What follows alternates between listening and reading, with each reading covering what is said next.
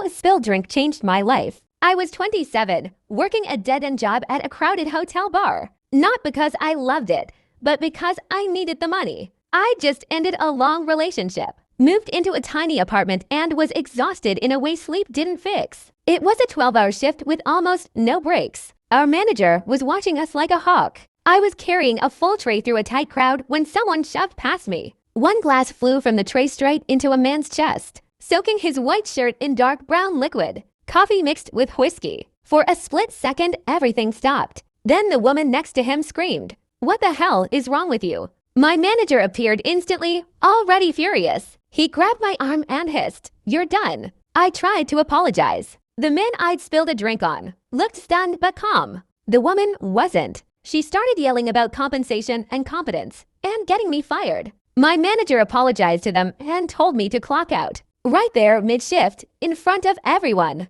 I went to the back room shaking. I needed that job. Rent was due. I had no savings, no backup plan. When I came out to grab my phone from behind the bar, I bumped into the same man who was also leaving. He said, "That wasn't your fault." My manager reared his ugly head again and told him it was handled to everyone's satisfaction. The man then looked at him a bit frustrated and said, "No, it's not." He introduced himself as Daniel. He was the one paying for the event upstairs and the reason why the bar was so full. He asked my manager why a staff member was being fired for an accident caused by understaffing, overcrowding, and poor floor planning. My manager stammered. The woman tried to interrupt. Daniel shut her down. He told my manager he'd be filing a formal complaint about staffing, about safety, about how management treated employees. Then he turned to me and asked if I was okay. I wasn't, but I nodded. I still lost the job. A couple of days later, Daniel emailed me.